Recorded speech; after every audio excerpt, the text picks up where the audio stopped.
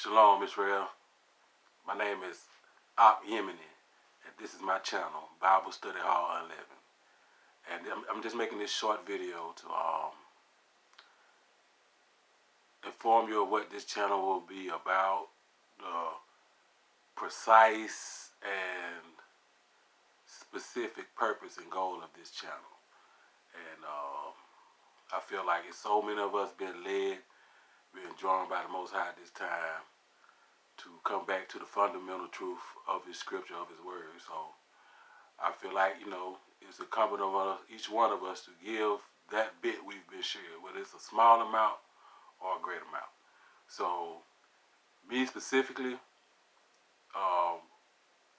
my bit to share is the revelation and information the Most High has given me about the subject matter of leaven. And what I mean by leaven is what the scripture says about leaven.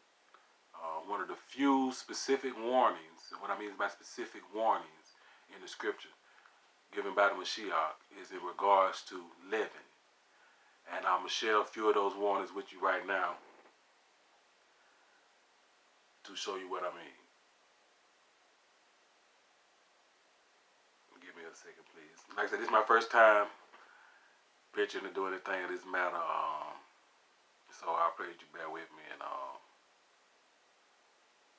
not be too critical on the quality of the video. But this here is more about the information and more about leaven. That's pretty much what it's about. And the unleavened bread. Okay. So these are the scriptures I want to share with you about leaven to show you that, like, out of the blue, the Mashiach gave us these warnings. And I always pondered, always bothered me. Not bothered me, but it always stuck with me, like, okay, what's up with this leaven? What's so significant about leaven? Barely even see what it is, but,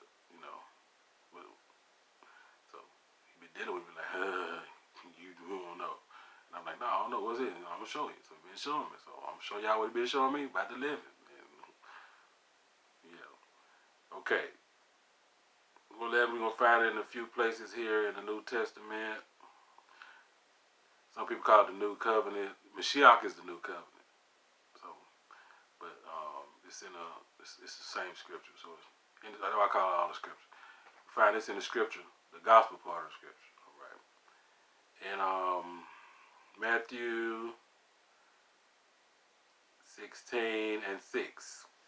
Yahushua said unto them, take heed and beware. Take heed and beware of the leaven of the Pharisees and of the Sadducees. Again, in that same dissertation in 16:11, Matthew 16:11, he says, how is it that ye do not understand that I spake it not to you concerning bread, that ye should beware of the leaven of the Pharisees and of the Sadducees. So we go here again in Mark chapter 8:15. He says here to his apostles, and he charged them, saying, take heed, beware of the leaven of the Pharisees and the leaven of Herod. Excuse me. He charged them again, saying, take heed, beware of the leaven of the Pharisees and of the leaven of Herod. So we have Pharisees, Sadducees, Herod being listed as people who deal with leaven in the context of Mashiach is speaking here. And once again in Luke, we have Luke 12:1.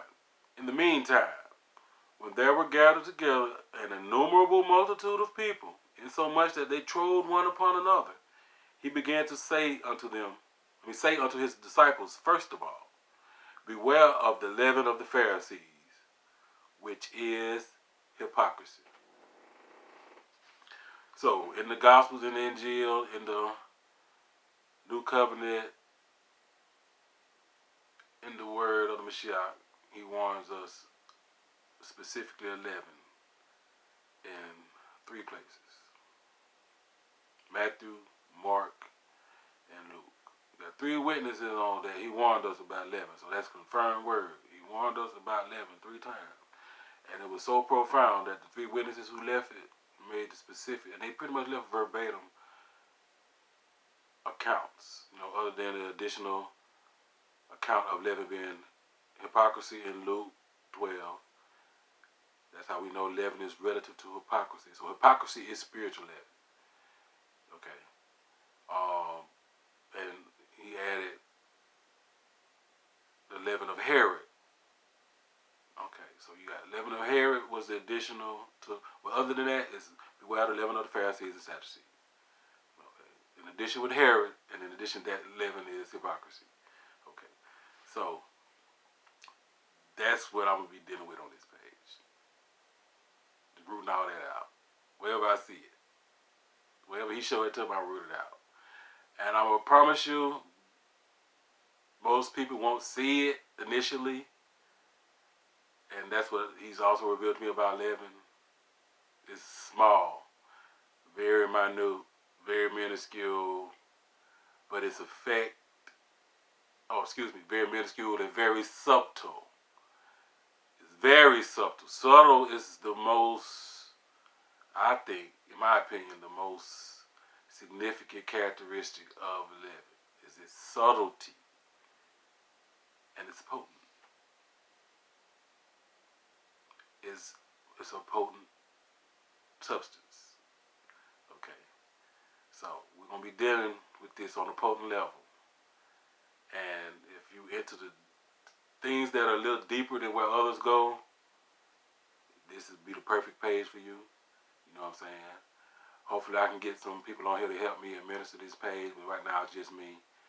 And but as we grow, we'll branch out and see where the Most High takes us until we bear the fruit that he desires us to bear. So with that being said, this is your brother Ak Yemeni, coming from the Bible Study Hall 11. And let's get this leaven out of our bodies so that we can be a righteous, holy temple to serve the Creator in. Shalom.